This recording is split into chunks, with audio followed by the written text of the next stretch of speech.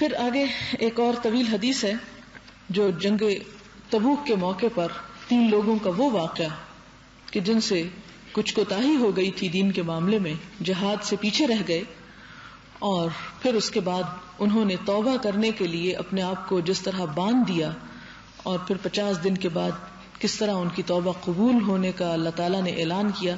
یہ بڑا ایک دلچسپ واقعہ ہے، میں صرف اس کی ریڈنگ کرتی جاؤں گی. حضرت عبداللہ بن کعب بن مالک سے روایت ہے کہ جب کعب بن مالک نابینا ہو گئے تو یہی بیٹے ان کے ساتھ چلتے تھے، ان کو گھمایا پھرایا کرتے تھے، واک کرایا کرتے تھے. تو وہ اپنے باپ سے روایت کرتے ہیں کعب بن مالک سے کہ میں نے کعب بن مالک سے سنا ہے کہ غزوہ تبوک میں رسول اللہ صلی اللہ علیہ وسلم سے پیچھے رہ جانے کا قصہ یوں بیان کرتے ہیں کہ میں کسی غزوے میں کبھی بھی غیر حاضر نہیں رہا سوائے غزوہ تبوک اور غزوہ بدر کے، اور آپ صلی اللہ علیہ وسلم نے غزوہ بدر کی عدم شرکت پر کسی پر عتاب یعنی ناراضگی نہیں فرمائی.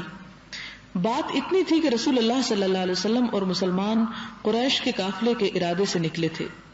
اللہ تعالیٰ نے ان کو اور ان کے دشمنوں کو بغیر کسی وقت مقرر کے جمع کر دیا، اور میں تو رسول اللہ صلی اللہ علیہ وسلم کے ساتھ عقبہ کی رات کی مجلس میں شریک ہوا تھا جبکہ ہم نے اسلام پر عہد کیا تھا، اور میں عقبہ کی اس شرکت پر بدر کی شرکت کو ترجیح نہیں دیتا اگرچہ بدر لوگوں میں زیادہ مشہور ہے.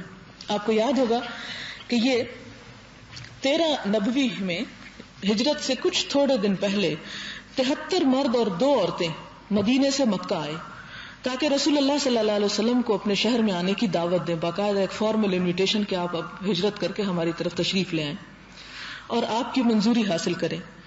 تو انہی کی اس پرجوش اور مخلصانہ دعوت پر آپ صلی اللہ علیہ وسلم نے مدینہ کی طرف ہجرت فرمائی. اس موقع پر اس بیعت عقبہ میں جو لوگ شریک ہوئے ان کا بھی بڑا درجہ اور بڑا رتبہ اور بڑا مقام ہے، لہذا وہ کہتے ہیں کہ بدر کو میں اتنی اہمیت نہیں دیتا جتنا میں اس واقعے کو کہ جس کی وجہ سے ہماری دعوت کی وجہ سے حضور صلی اللہ علیہ وسلم مدینہ تشریف لے آئے، میرے نزدیک وہ زیادہ بڑا نیکی کا کام تھا. بہرحال میرا قصہ یہ ہے کہ جب میں غزوہ تبوک میں رسول اللہ صلی اللہ علیہ وسلم سے پیچھے رہا اس وقت مجھ میں قوت بھی تھی اور فراغت بھی. خدا کی قسم میرے پاس اکٹھے 2 اونٹ کبھی بھی نہیں ہوئے تھے، لیکن اس غزوے میں میرے پاس ایک چھوڑ 2 سواریاں تھیں، اور رسول اللہ صلی اللہ علیہ وسلم جب کسی غزوہ کا ارادہ کرتے تھے تو کسی اور سمت کے متعلق دریافت فرماتے تھے. لوگ سمجھتے تھے کہ آپ کو اسی کی طرف جانا ہے، دفعتاً آپ دوسری طرف کا رخ فرما لیتے، لیکن اس غزوے میں سمت کو ظاہر کر دیا کیونکہ رسول اللہ صلی اللہ علیہ وسلم نے اس غزوے کی تیاری سخت گرمی میں کی. دور کا سفر تھا، خشک اور سخت مسافت تھی، اور دشمنوں کی بڑی تعداد کا مقابلہ، اس لیے اس مہم کا اظہار کر دیا تھا اور ان کو اس سمت کی خبر دے دی تھی تاکہ پوری طور پر تیاری کر لیں. اس وقت مسلمانوں کی تعداد بہت ہو چکی تھی اور ان کی کوئی فہرست نہ تھی. اگر آدمی چھپنا چاہتا تو چھپ جاتا اور کسی کو گمان بھی نہ ہوتا جب تک کہ اس کے بارے میں اللہ تعالیٰ کی طرف سے وحی نازل نہ ہوتی. یعنی بہت زیادہ مسلمان تھے اور کوئی پتہ نہیں چلتا تھا کہ کون شریک ہوا ہے اور کون غائب ہو گیا ہے. آپ نے یہ غزوہ اس وقت کیا جب کھجور پک گئی تھی اور سایہ بڑا خوشگوار ہو گیا تھا اور مجھے اس میں بڑا مزہ آتا تھا. رسول اللہ صلی اللہ علیہ وسلم نے اور مسلمانوں نے سامان سفر شروع کر دیا.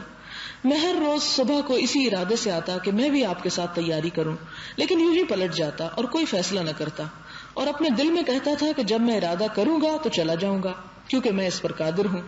اور برابر میرا یہی حال رہا یہاں تک کہ سفر کی ہمہ ہمی اور سرگرمی شروع ہو گئی. رسول اللہ صلی اللہ علیہ وسلم اور مسلمان بالآخر روانہ ہو گئے، اور اب تک میں نے کوئی قطعی فیصلہ نہیں کیا تھا.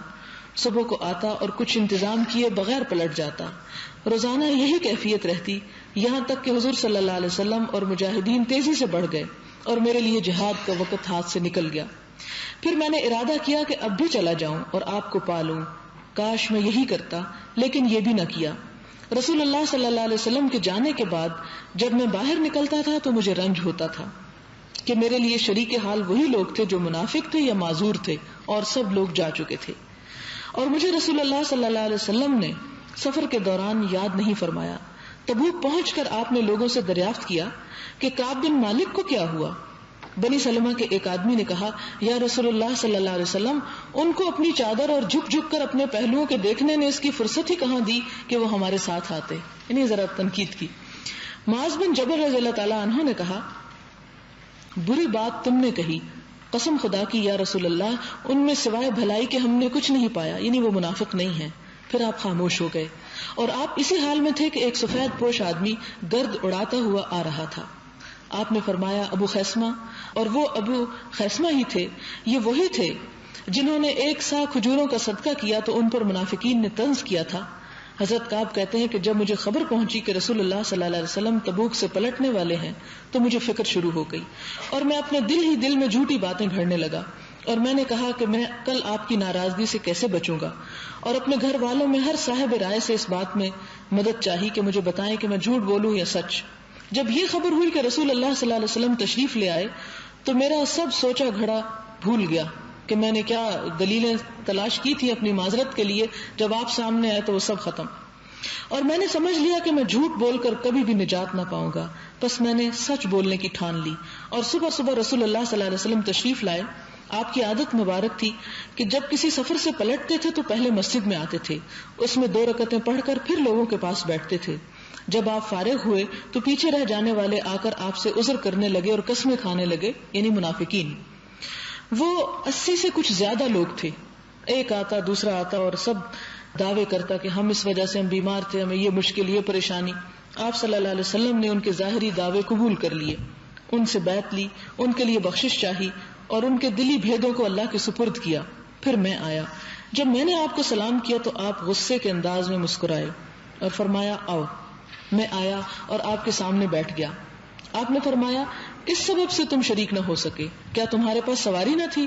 میں نے عرض کیا یا رسول اللہ، قسم خدا کی اگر میں کسی دنیا والے کے پاس بیٹھا ہوتا تو اس کی ناراضگی سے عذر کر کے نکل جاتا، اس لیے کہ مجھ میں بحث کا مادہ ہے، لیکن میں سمجھتا ہوں کہ آج اگر میں آپ سے جھوٹ کہوں گا تو آپ تو راضی ہو جائیں گے، مگر قریب ہے کہ اللہ تعالیٰ آپ کو مجھ سے ناراض کر دے، اور اگر میں آپ سے سچی بات کہہ دوں تو آپ ناراض تو ضرور ہوں گے، لیکن میں اس میں اللہ عز و جل کے انعام کی امید رکھتا ہوں، میرے لیے کوئی عذر نہیں تھا۔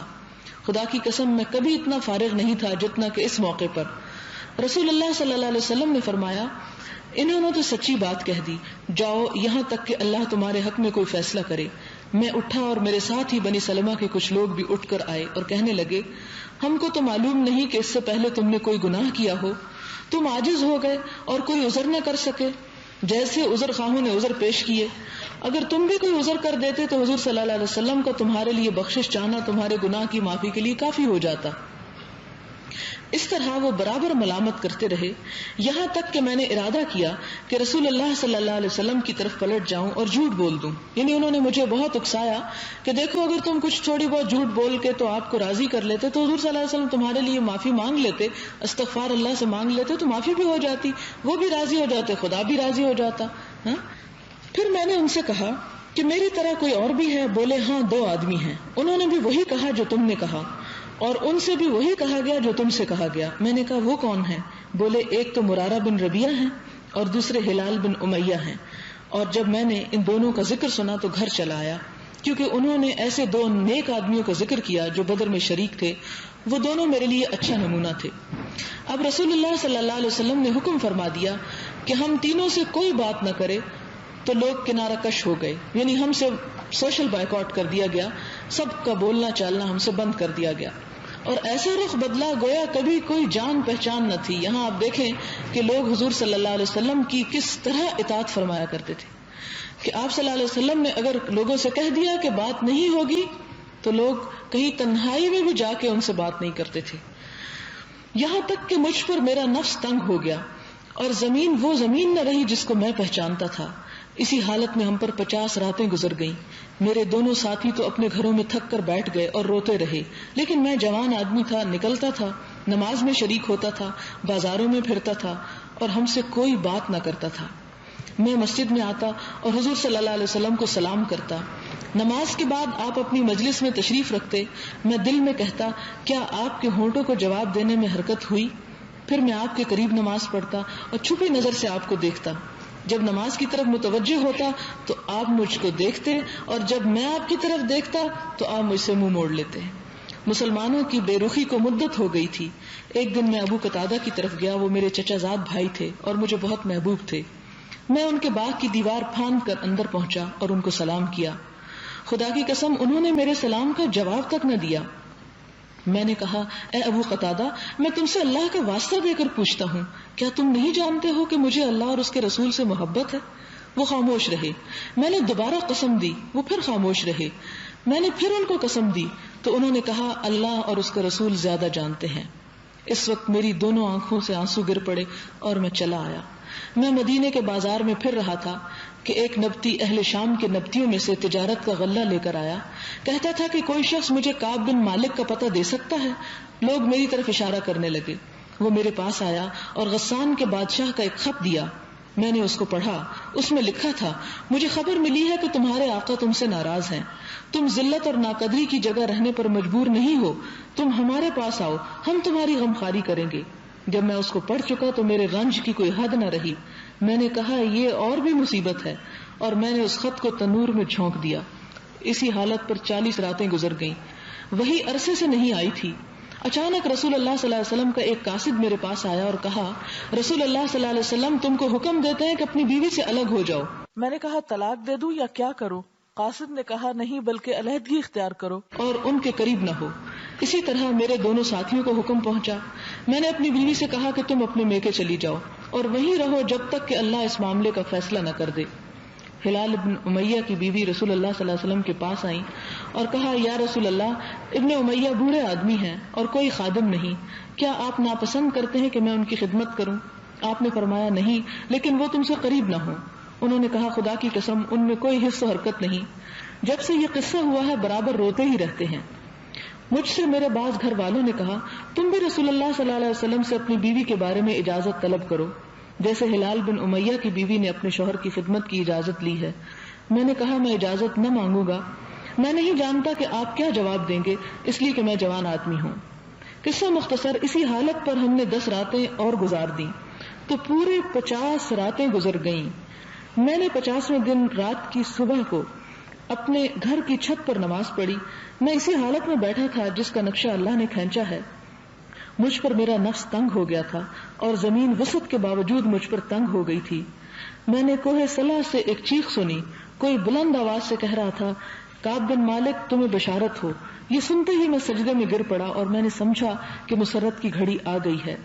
صبح کی نماز پڑھ کر رسول اللہ صلی اللہ علیہ وسلم نے اللہ عز و جل کی طرف سے ہماری توبہ کی قبولیت کا اعلان کیا۔ لوگ ہمیں بشارت دینے لگے، خوشخبری اور مبارک دینے لگے۔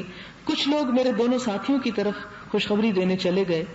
ایک گھوڑا سوار دوڑتا ہوا آیا اور ایک اسلم کے قبیلے کا آدمی پیدل آیا اور پہاڑ پر چڑھا۔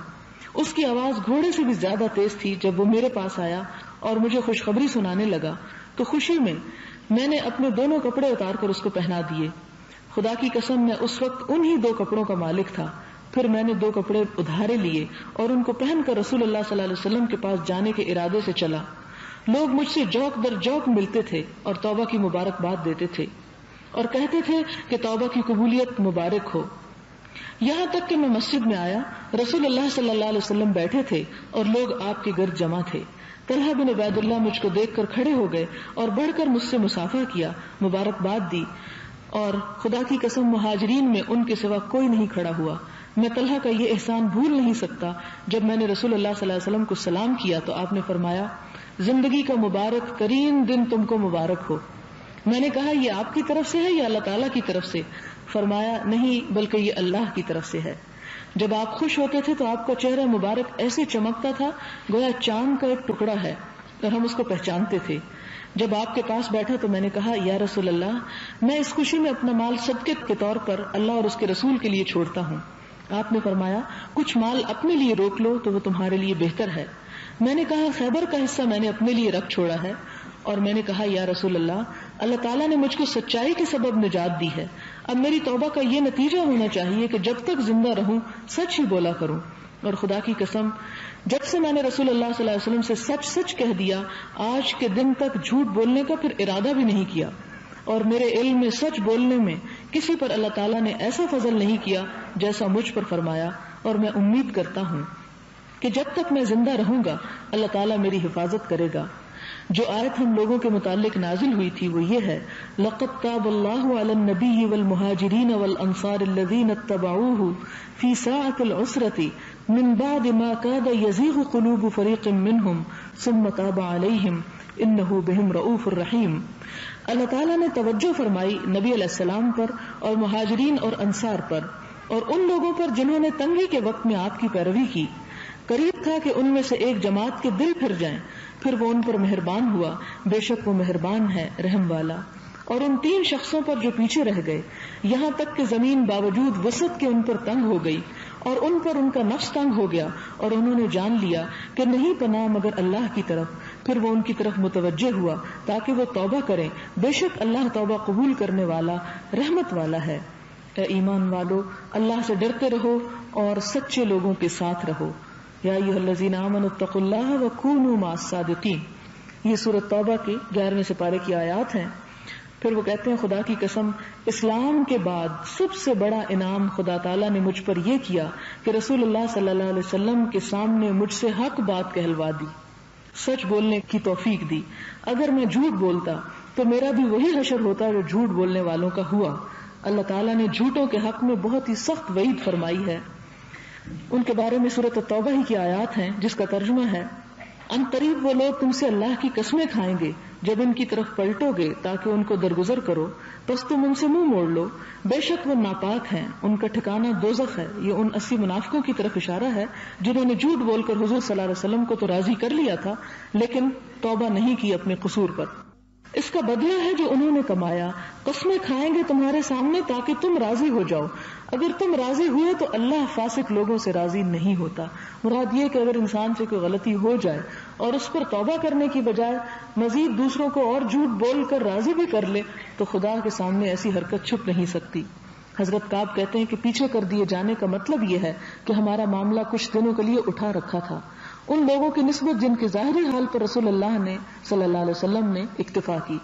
جب انہوں نے قسم کھائی تو ان سے بیعت لی اور ان کے لیے بخشش چاہی اور ہمارے کام کو مؤخر کر دیا یہاں تک کہ اللہ تعالیٰ اس میں فیصلہ کرے۔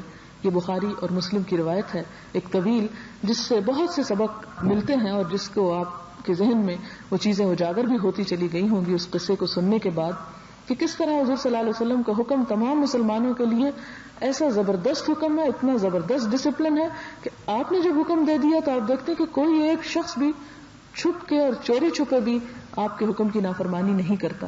پھر اس کے ساتھ ساتھ آپ دیکھیں کہ قصور کیا تھا کہ جنگ میں شرکت نہیں کی صرف سستی کی وجہ سے، اور اس پر توبہ کس انداز میں ہوئی اور کس انداز میں انہوں نے معافی چاہی اور کتنی آزمائش کے بعد معافی ہوئی۔ تو بعض اوقات یہ نہیں ہوتا کہ انسان توبہ استغفار زبان سے کرتا رہے اور صرف چند تسبیحاں اس کی پڑھ لے تو سمجھے کہ سب توبہ ہو گئی۔ بعض اوقات اس توبہ کے لیے انسان کے اوپر کچھ تکلیف دہ حالات بھی آ جاتے ہیں، لیکن جب انسان ان سے گزر جاتا ہے اور پھر بھی حق اور صداقت پر جمع رہتا ہے تو اللہ تعالیٰ انسان کے اس عمل میں برکت پیدا کرتے ہیں۔